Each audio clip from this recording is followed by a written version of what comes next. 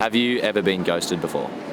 Yes, I have. Yes, I have. No. Yeah. Yes, I have. No, I haven't. Yes, I have. I have, yes. Yes. Yes. Yeah, I think so. I have never personally been ghosted, but I have ghosted someone else. Yeah, I think once about 10 years ago with a French girl that I was seeing for about, I think, 6 months at the time, so I was quite serious. And then I didn't hear from her for a while and I was wondering what was going on, and to realise that she had actually gone back to France. I've definitely experienced ghosting multiple times, yes.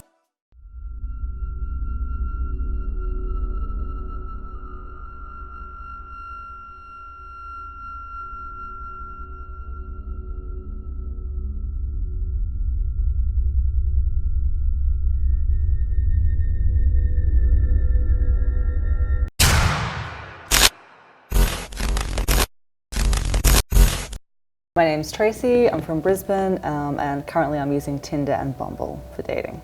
Ghosting to me is when someone just suddenly and abruptly cuts off contact. Either you were texting or you were messaging in the app or something like that, and all of a sudden they've just stopped replying completely and just left you in the lurch. I think ghosting is fairly common today, just because people don't know how else to cut things off or how to politely turn someone down, so they'll just turn to no contact. So yeah, I think it's fairly common. I think ghosting actually might be harder these days than it used to be. Today, because we have so much social media, it's so much easier to see, well, this person just went on a holiday or they're posting photos, but they're not replying to my messages. So I think people act like it's easier to do, but it's easy to know when you've been ghosted. I couldn't tell you how many times I've been ghosted because it's happened that many times.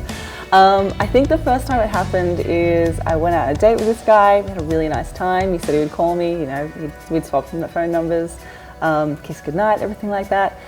And then we spoke, and after the long weekend, I sent a message saying, hey, how was your weekend? And I just didn't hear anything back from him.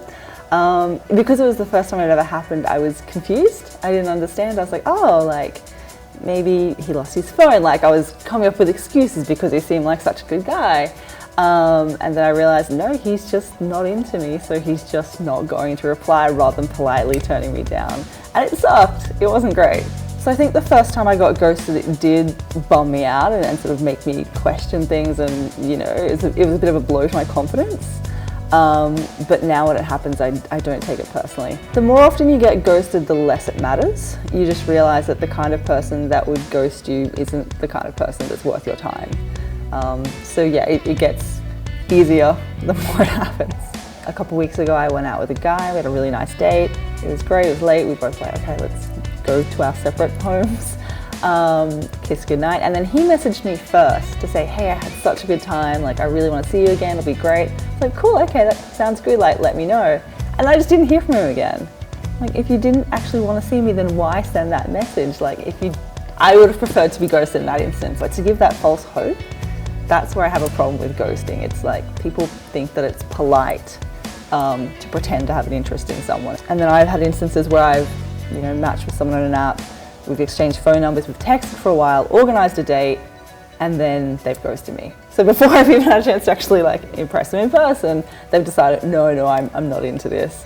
And when that happens, I usually just assume maybe they were talking to somebody else at the same time and they were more interested in that, or something came up, or maybe they got hit by a bus, best case scenario, I don't know. There's also something I call backburning, where you might have been out on a few dates or hooked up with someone a few times, and then they just won't talk to you, but every now and then they'll do something really passive, like just send you a snap, just to make sure that you're still in their circle and that you're still around. So if they do hit you up late that night, hey, you up? You're going to be there, and well, all right, come over. They ghost because they're scared to maybe be seen as the bad guy or the bad girl, and in turning someone down. Maybe it's because they realize that the person they went out with wasn't what they were looking for, they were after different things. But yeah, it just comes down to not wanting to communicate, and just it's easier to simply cut things off than it is to actually explain to someone, no, I'm good, thank you. I've had a few instances where I've asked somebody out a second time and they've just said no. They've said, oh, it was really great to meet you, but just not what I'm looking for. And that's hard, but that's actually a really nice and rare thing to happen these days. So if people did that more, that would be great. Have I ghosted? No, but I've been ghosted. I did.